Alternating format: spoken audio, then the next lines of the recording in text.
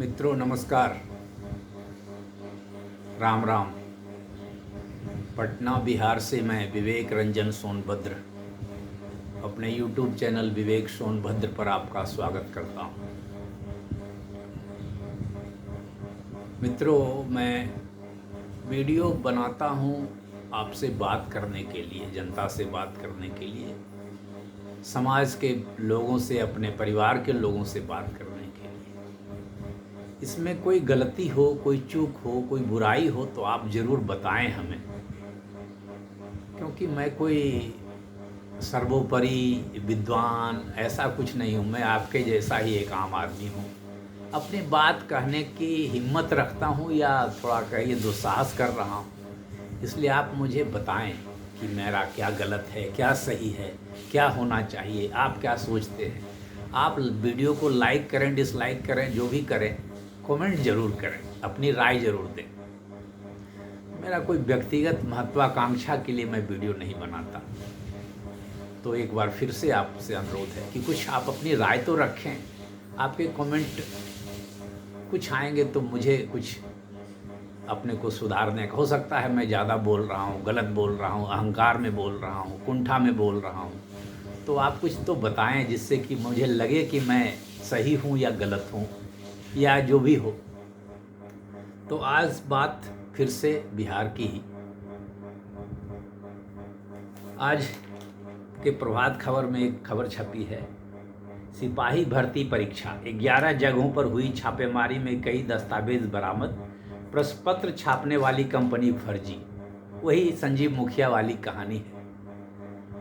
बिहार में तो लगता है कि जैसे संजीव मुखिया ही सब कुछ हैं। जितनी प्रतियोगी परीक्षाएं हुई, संजीव मुखिया की ही उस पर मुहर लगी हुई है। अच्छा, दूसरी खबर है। अच्छा, ये दूसरी खबर है इसी अखबार में।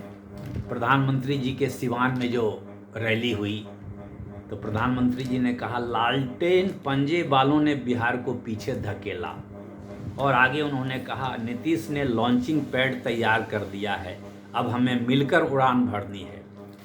तो आज इन्हीं सब चीज़ों पर बात होगी मित्रों। मान लिया प्रधानमंत्री जी, आदरणीय प्रधानमंत्री जी, की लालटेन पंजे वालों ने बिहार को पीछे धकेल दिया, तो नीतीश कुमार साहब भी तो 20 साल से राज कर रहे हैं, तो बिहार को कहाँ ले गए? वही संजीव मुखिया जो कि सिपाही भर्ती परीक्षा के प्रश्न पत्र लीक करा दे, शिक्षक भर्ती परीक्षा प्रश्न पत्र लीक करा दे, नीट के परीक्षा के प्रश्न पत्र लीक करा दे। तो फिर नीतीश कुमार जी का लॉन्चिंग पैड हुआ कि संजीव मुखिया जी का लॉन्चिंग पैड हुआ? इस पर आप फैसला कर लीजिए। आप भी जान लीजिए बिहार की क्या स्थिति है। जब प्रतियोगी, तो बिहार ऐसे ही गरीब राज्य है, न कोई उद्योग है, न कृषि उन्नत कृषि है, सामान्य कृषि है, ले दे करके एक नौकरी का सहारा है। उसमें भी जब प्रश्न पत्र बिक ही जाएंगे तो आम आदमी कहाँ जाएगा? क्या यही बिहार आप बनाना चाहते हैं? यह मेरा प्रश्न है प्रधानमंत्री जी आपसे। नीतीश कुमार जी से क्या प्रश्न पूछना, वो तो यहाँ सब देख ही रहे हैं। तो एक प्रश्न तो यह है। अब आप कह रहे हैं तो यही देख लीजिए कि लालटेन पंजे वालों ने तो बिहार को पीछे धकेल दिया, तो कमल फूल वालों और तीर छाप वालों ने क्या किया? कहाँ आगे ले गए? लेकर के हमें तो वही संजीव मुखिया तक पहुंचा दिए, और एक और नाम रेसू श्री तक पहुंचा दिए, जो कि बिहार के सारे ठेकों को मैनेज कर रहा है, अधिकांश ठेकों को मैनेज कर रहा है। अभी खबरें पिछले 1-2 महीने में अखबार में रेसू श्री के बारे में कई सारी खबरें छपी है कि संजीव हंस को उन्होंने पैसे दिए, अन्य अधिकारियों को पैसे दिए, उनके दुबई जाने का इंतजाम किया।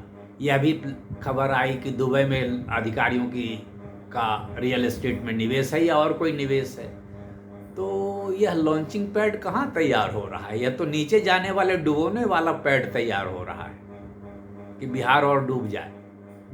तो लालटेन पंजे वालों को कितने दिन तक दोष देते रहेंगे? मैंने मान लिया कि लालटेन पंजे वालों ने बिहार को पीछे धकेला, तो ये कमल फूल वाले और ये तीर छाप वाले भी तो आगे नहीं ले जा पा रहे हैं। ठीक है, हाईवे बन गए, मेट्रो बन रहा है, लेकिन आम आदमी को परेशानी हो रही है। कोई बहाली में पैसे लग रहे हैं, तभी तो प्रश्न पत्र लीक हो रहे हैं। इसका मतलब बहाली में पैसे लग रहे हैं। एनएमसीएच में मरीज के पैर चूहे कुतर दे रहे हैं। पीएमसीएच में और श्री कृष्ण मेडिकल कॉलेज में रेप पीड़िता का ठीक से इलाज नहीं हो रहा है। मधेपुरा के मेडिकल कॉलेज में बाहर से सुई मंगवा करके एक साथ 4 सुई दे दी गई, मौत हो गई। तो बिहार जा कहाँ रहा है हुजूर? रेसूश्री पर अभी तक कोई कार्रवाई क्यों नहीं हुई? अभी तक रेसूश्री पकड़ा क्यों नहीं गया? तो सर क्या हो रहा है बिहार में, इस पर थोड़ी ठंडे दिमाग से सोचने की ज़रूरत है। ऐसा कुछ नहीं है कि नीतीश कुमार जी बिहार को इसको बहुत आगे ले गए हैं, ऐसा नहीं है हुजूर। मेरा अपना राय है, हो सकता है मैं गलत हूँ। गलती होगी तो आप माफ़ कर देंगे, क्षमा कर देंगे, मैं यह भी साथ में करूँ। लेकिन ऐसा मुझे लगता नहीं है। बिहार में बहुत गड़बड़ी चल रही है। ये सर्वे के नाम पर तो कितने किसान पैसे दे चुके हैं, किसानों से पैसे मांगे जा रहे हैं। मेरे खुद के अंचल में ज़मीन के कागजात को गड़बड़ कर दिया गया है और सुधारने के लिए आवेदन दे रहा हूँ तो उसमें अड़चन लग रही है। परिमार्जन में 2 बार दिया, कुछ हुआ नहीं। तो यही हालत है। तो आपका जो कहना है कि लालटेन पंजे वालों ने बिहार को पीछे धकेला, वह तो आंशिक ही सत्य है। अभी भी बिहार पीछे ही जा रहा है। प्रश्न पत्र की हालत तो आपने देख ही ली। अब देखिए, अभी बिहार में कई आयोग का गठन हुआ, पिछड़ा आयोग, महिला आयोग, धार्मिक न्यास बोर्ड। तो उसमें परिवारवाद की झलक पूरी दिख रही है। हो सकता है वे सभी मेरिटोरियस लोग हों, लेकिन लोग तो यही कहते हैं कि न्याय हो, यह तो जरूरी है ही। न्याय हो रहा है यह दिखे, यह भी जरूरी है। तो यह भी तो जरूरी है कि दिखे कि परिवारवाद नहीं हो रहा है। मान लीजिए राहुल गांधी जी का परिवारवाद चल रहा है या लालू जी का परिवारवाद चल रहा है, तो बिहार में ये जो हुआ है, अनुसूचित जाति के सदस्य का बहाली या पिछड़ा आयोग के सदस्य की बहाली या धार्मिक न्यास बोर्ड के सदस्य की बहाली या महिला आयोग के सदस्य की बहाली, इसमें परिवारवाद हुआ कि नहीं हुआ, यह भी तो आपको देखना चाहिए, देखने की ज़रूरत है। अन्यथा बिहार कहाँ आगे जाएगा? लोकतंत्र में जब बड़े बड़े लोग ही अपना पद हथियाते रहेंगे तो यह तो कुलीन तंत्र हो गया, लोकतंत्र तो हुआ नहीं। तो पीछे की सरकार क्या थी, जंगल राज की सरकार क्या थी,